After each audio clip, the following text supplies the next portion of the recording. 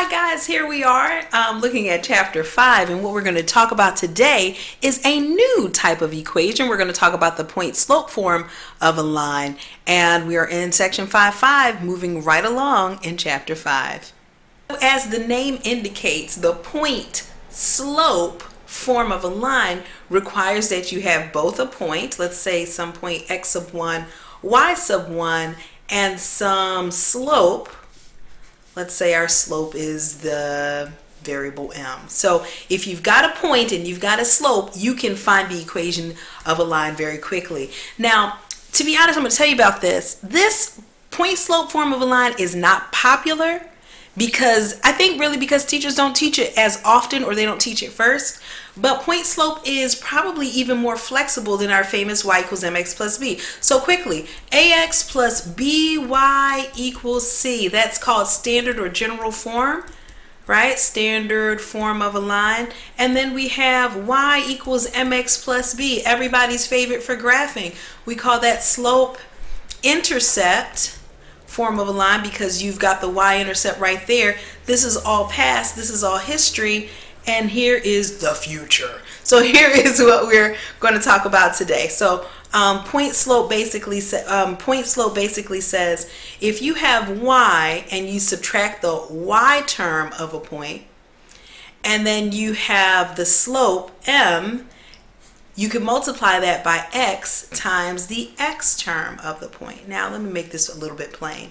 So here is the equation. Here is the slope is right here. So basically you're going to take a point, and the point will be some x1, y1, and let me change that a little bit. Some x1, y1, where you take the x value and you subtract it from x, and then you take, let's say, the y value, and then you're going to subtract that from the y term, and this is how you'll come up with the equation. And we're going to talk about it, but this is point slope form. So basically, if you're given an equation in this form, I can't help myself, I have to show you an example. If you're given an equation in this form, let's say y minus 3 is equal to 2/3 x minus 5, you know a couple of things. You know one point that the line passes through, which is going to be, you see how this is x, y, it's going to be this point, this ordered pair, then this ordered pair, so 5, 3.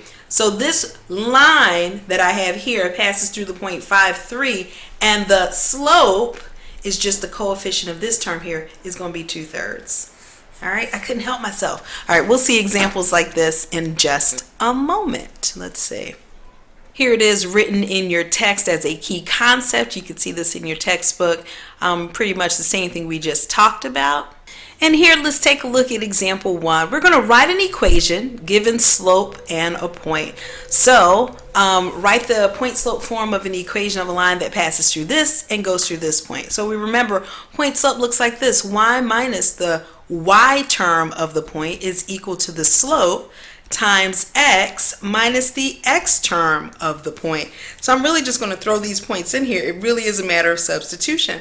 I'm going to call this one x sub 1, y sub 1, right? And this is obviously my slope, and I'm just going to do what I came to do. So y minus 5 is equal to -3 times the quantity of x minus a -1. When I can do x minus a -1, but I'm going to simplify this. Well, first let me write it that way, and then I'm going to simplify it by saying that that's really just x plus 1. Okay? So some students will observe that when you have a negative number, it's going to become like a positive number in here. Like when you subtract a negative, it becomes a plus. But here, my friends, is the equation of the line in point slope form. We'll do the same thing here. We're going to write the equation of this line in point slope form but the fact is this is a horizontal line. We've got the point, and write the point slope form of an equation of a line for a horizontal line that passes through this. What is the slope of a horizontal line? That's the question we need to ask ourselves. So while I am writing the point slope form of a line, I want you to think about that. Giving it enough thought? Hopefully you remember from some video, golly gee willikers, that the slope of a horizontal line is 0. I hear you shouting, girl, calm down. And then so now we know we're going to just place a little 0 here. And I'm going to do exactly what I did last time. The negative 2 has to do with this y term, so it's going to be y minus a minus 2, you know we're going to end up turning that to a plus, times m, which is 0, times x minus 6. So in all intents and purposes, we've done our job. Y plus 2 is equal to 0 times x minus 6. However, you know that 0 times anything is just 0. So you can see, so I'm going to say this is good. This is good enough. But you can see where this equation will continue to become y plus 2 is equal to nothing. And if you solve for y, if we kept going, you would get that y is equal to negative 2. And so you see a horizontal line at y equals negative 2 is what we're seeing here. So here we've got, we have basically a nice little concept summary of the different forms of the line that you guys are familiar with now. Standard form, blah, blah, blah. Usually A is a non-negative, I'm looking down here, usually A is a non-negative number. Non-negative in A and B and C are integers whose greatest common factor is 1. What that basically means is you're not going to have an equation like this, 3x plus 9y equals 6, because their greatest common factor is 3, so you want to reduce it so that you've got x, I'm dividing each of these terms by 3, plus 3y is equal to 2. And so that's the expectation where the greatest common factor is 1. And the other ones we know about, we know pretty much about. If you have any questions about these, let me know. We'll talk a little bit more in detail about it at your request. So you remember we had standard form, and I know we've taken standard form and changed it to slope-intercept form. Like I know we've started off with a little bit of a ax plus by equals c situation, and we made it look like y equals mx plus b. And that's an ability that we need to have to be able to morph one type of equation into the other. We've done this before. I'll put it in a thought bubble, something we've thought about. But the next thing that we're supposed to do here is we're supposed to take this equation, which we can recognize is in point slope form, and we're going to put it in standard form. So we're going from this form here to this form. It's not going to be too bad. So watch this. I start off with the original equation, or the equation that we're going to metamorphosize. I don't know if that sounds good. Whatever. I'm going to start off with that equation. And the first thing I'm going to do is, what should be the first thing? I'm going to distributive property through.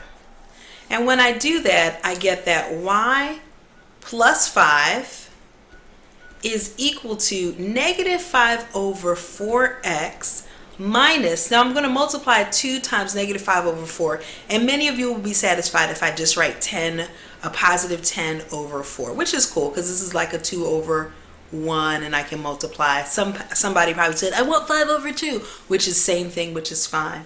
At this point, whenever we have fractions and we want to get rid of them, sometimes I talk about gobbling up the denominator. And so what I would ask is, what number can gobble up both denominators? If you got 2 4s here, then clearly that number's got to be 4.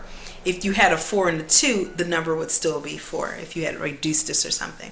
All right, so now we're going to get rid of the denominator by multiplying both sides by what we call the least common denominator, or the least common multiple of the denominators, which is 4. And now I'm going to distributive property this. So I get, let me change the color back to black. So I get 4y plus 20. You see that distributive property in action. And then when I multiply by 4, when I say gobble up the denominator, literally it just eats the denominator away. Negative 5 over 4 is really negative 5. Negative 5 over 4 times 4 is going to be like a negative 20 over 4, which ends up being just negative 5. You see the gobbling I'm talking about? 10 over 4 times 4 is going to be 40 over 4, which just gives me back 10. So then I have this. All right, hopefully that made sense, the little distributive property. We chose 4 so we can get rid of the denominator, and that's what we did. Now I want to make it in this form, meaning I got to get the x terms on and the y terms on one side, everything else on the other. I'm going to get rid of this 20. and I'm left with 4y is equal to negative 5x minus 10, right? And then I'm going to bring this 5x to the other side by adding a positive 5x. Remember, I'm adding the opposite. And I get 5x plus 4y is equal to negative 10. And that's where I live. You love it, don't you? It's amazing. All right. And you'll notice that each of these, they don't have a common factor other than 1. So we can feel confident that we have it in the form that the text wants. This is the standard form of a linear equation. Here in example 4, what we're going to be doing is we are going to write this equation in slope-intercept form. So we're starting with this form, which is point slope, and we're going to end up with this form, which is slope-intercept. And again, this is really just a bit of manipulation. We got this. It's not too hard. You're going to start off just as you did before. Let's put parentheses around here. I'm going to multiply everything. I'm going to use the distributive property. And so I get y minus 2 is equal to 1/2 x plus 5 times 1/2 is going to be 5 over 2, right? Because I can look at this as 5 over 1 times 1/2. And then the next thing I'm going to do is try to get y by itself. So that means this guy has to move over. So I've got y minus 2 is equal to this business. And if I get rid of the 2, I'm going to add a positive 2 to both sides of my equation. Boom. Y is equal to 1/2 x and then 5/2 plus 2. If that feels super confusing to you and you prefer to look at 5/2 as 2.5, that's cool. If you're like, man, I want to know how to deal with fractions, then you need to change this 2 to a 4 over 2. You want a common denominator. So 2 is the same as 4 over 2. Adding fractions, you need a common denominator. 4 plus 5 is 9. You're going to get 9 over 2. So this, my friends, is the answer in slope-intercept form. Y is equal to 1/2 x plus 9/2. If you feel uncomfortable with that, you got y is equal to 1/2 x plus 4.5. Both of these answers are correct. For number 5, we're going to write an equation in point slope form. And they ask us, they said, okay, here's a triangle. And they say, okay, can you find write the point slope form of the line containing the hypotenuse AB. Hypotenuse, by the way, if you're not familiar with it, is the longest side of a right triangle. And another way to say that is in a right triangle, the side opposite the 90-degree angle is the hypotenuse, and that's always the longest side. So we need to find the equation of this line. We're going to do it in point slope. So remember, for point slope, we want a point and a slope, right? So we can use any one of the points that we have there, but we're going to need both points in order to find the slope. So to find the slope, I do change in y over change in x. So I'm going to do 4 minus 1 over 6 minus 2. And when I do that, I have 3 over 4. So 3/4 is my slope. I'll start off by rewriting the equation with the 3/4 in it. And then the next thing I need to do is I can choose either one of these points, 2, 1 or 6, 4. Doesn't matter. I'll just choose 6, 4 because I said it last. Y minus 4 is equal to 3 over 4 times x minus 6.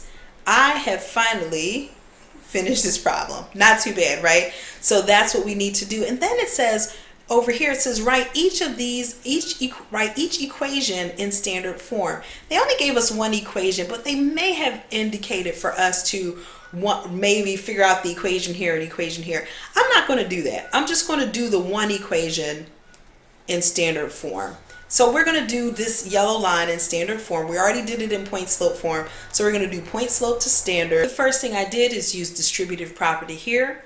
The next thing I'll do is get rid of the 4's by multiplying both sides of the equation by 4. After that, I'm going to move the 3x and the 4y to the same side and everything else to the other side.